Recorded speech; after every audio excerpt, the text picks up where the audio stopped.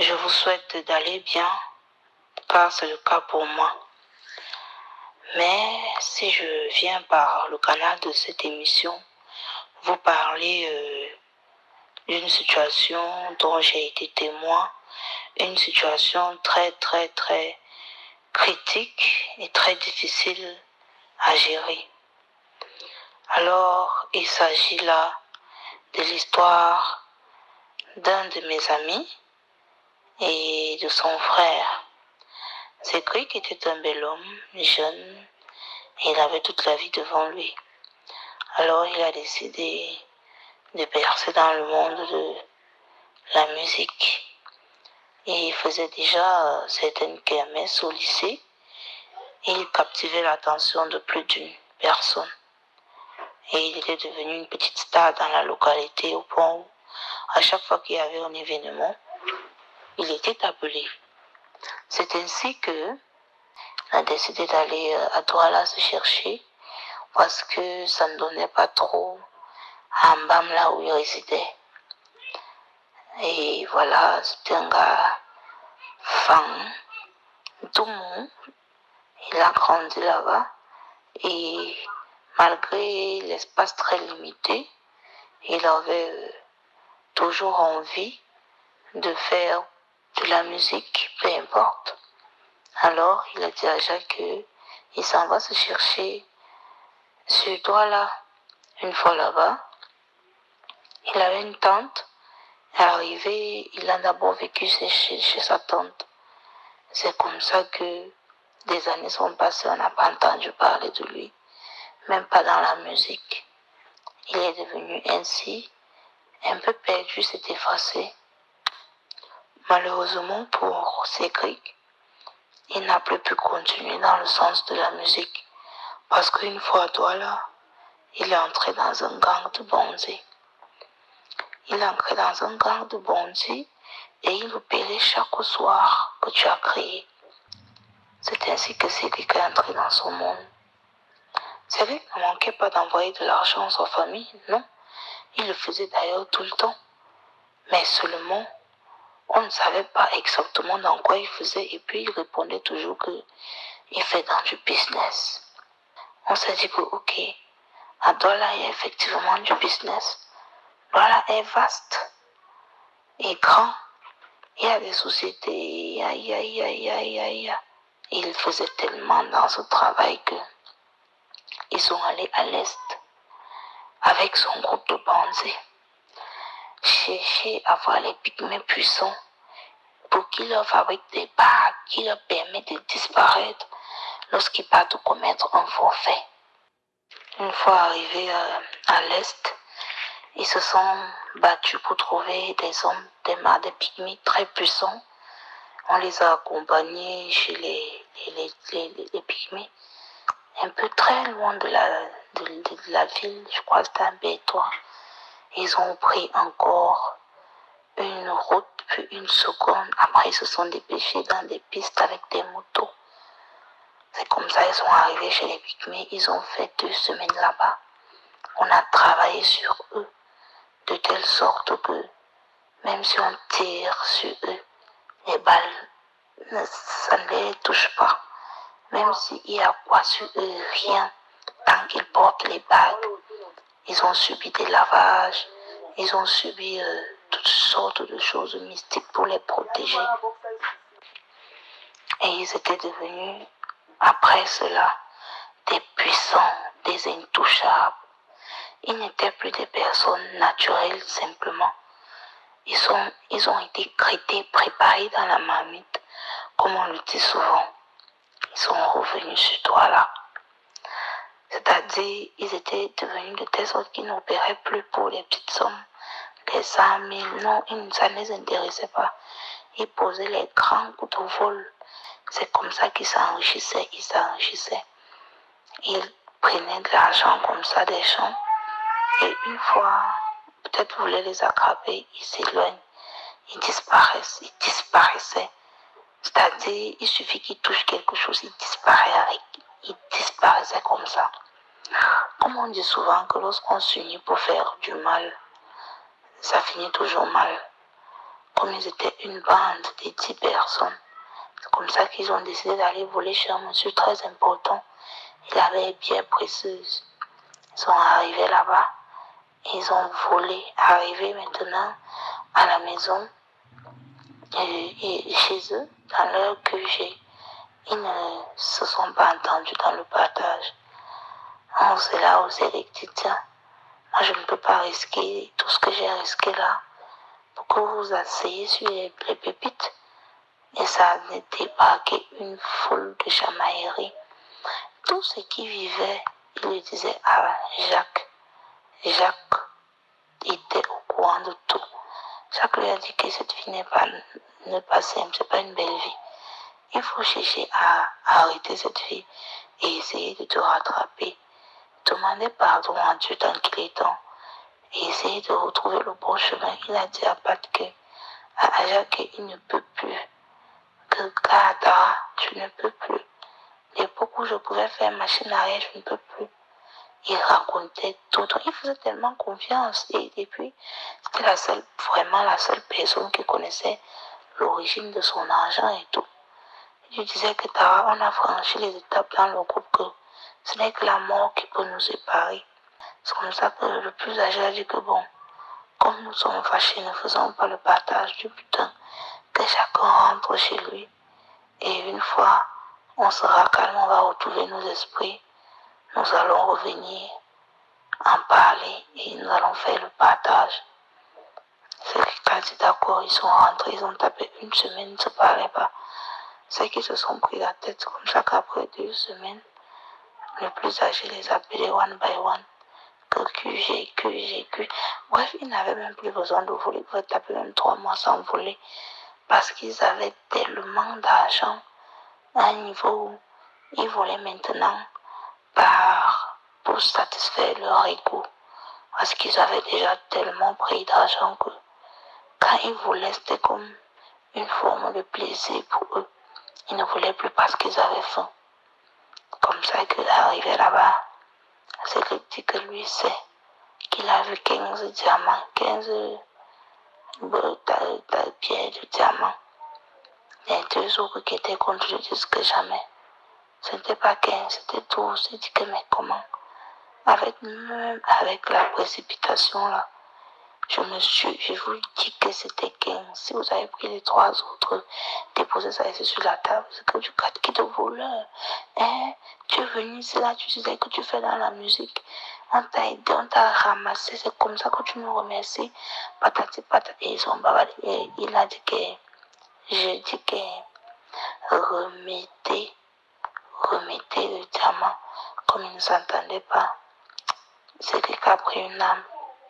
Il a chargé l'âme. Il a cassé la tête devant tout le monde. Il avait le sang chaud. Il était quelqu'un qui aimait, comment je vais dire, quelqu'un qui aimait la vie et tout. C'est comme ça qu'il a tiré sur lui à bout portant sur la tête, boum. Qui ne pardonnait pratiquement pas la trahison. Et il était tellement en colère que comment les 2 s'ils peuvent se mettre d'accord pour nous escroquer, nous 8. C'est pas possible. Les autres n'ont pas vu parce que nos postes stratégiques étaient différents. Je vous dis qu'il y avait 15 pierres de diamants. Comme ça, il a tiré sur son collègue. Boum! Dès qu'il a fait ça, celui qui était l'aîné est resté silencieux. Il a commencé à jacasser. Mais putain de merde! Mais qu'est-ce que ça veut dire? Hein? On t'a fait un coup ensemble, vous voulez cacher le putain? Si tu parles, je t'allume. C'est comme ça que l'autre a sorti son arme. Se sont pointés les armes, le plus âgé s'est levé. Il a dit, déposez-moi ces armes. Il a pris les 13 pierres restantes. Il a pris tout. Il a remis à Cédric. Il a dit à Cédric que tu veux les pierres, non? Voilà les pierres. C'était comme ça une façon de dire à Cédric s'il était sage que si tu sais, quitte même la ville. On ne fait plus partie, tu ne fais plus partie de nous. C'est comme ça, Cédric. Ça veut dire quoi? Ça veut dire que toi aussi tu es dedans. Hein? Mais c'est quel comportement ça? Tu voulais partager ça avec eux, machin. Il a giflé, il a dit que moi, je suis votre aîné. Là. Ils se sont levés, on a demandé à Cédric que nettoie toute la saleté. C'est comme ça que Cédric a nettoyé tout le corps de son collègue. Il est allé jeter dans l'euphorie. Il est rentré, il a toujours pris le téléphone. Appelé Jacques, lui raconter toute la scène qui était passée.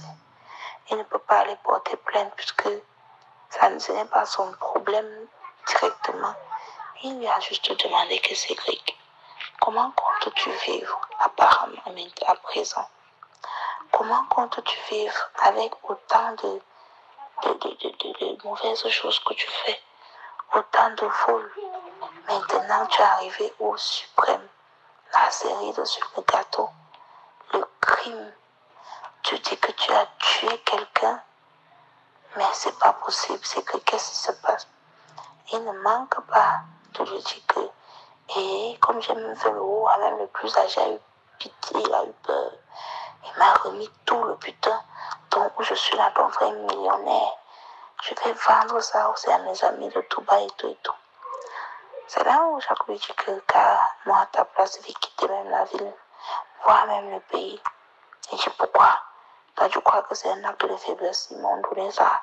C'est parce que ils me craignent. Il lui dit que non, ils ne te craignent pas. Ils t'ont mis en garde. Parce que quand ils te remettent tout le butin, ça veut dire que tu ne fais plus partie de leur. Le gars dit qu'il tape la poitrine, dit que moi, on ne fait pas ça. Toi, tu sais que je suis, c'est comme ça que on a laissé céder. Il appelle dans le forum, même on l'a off du forum, de leur forum. Il dit à chaque chose, comme si tu avais raison, hein, une semaine plus tard. Je ne vois plus le forum. Je ne me vois plus dans le forum. Je ne peux même pas écrire que je t'ai dit si tu es sage, fais tes papiers. Même passe même par la route du voyage. Comme ils connaissaient le fonctionnement de ces Grecs, c'était leur ami. Ils connaissaient franchement, vous savez. Ils ont décidé de camper devant sa maison pour le suivre. Ils l'ont suivi. Ils ont pensé à comment il avait donné. Tellement les bandits sont sages. Quand vous entrez pendant l'initiation à l'essence, parce que quand vous initiez en vous faisant boire une quantité d'essence, ça dépend. On vous fait, avant l'initiation, on prend toutes les informations. Dans quel village tu viens et toute ta famille. Mais lorsqu'il se présentait, il pensait que c'est juste les cousins à l'air. Or que non, le gars savait exactement là d'où il sort, sa maison dans le village et tout.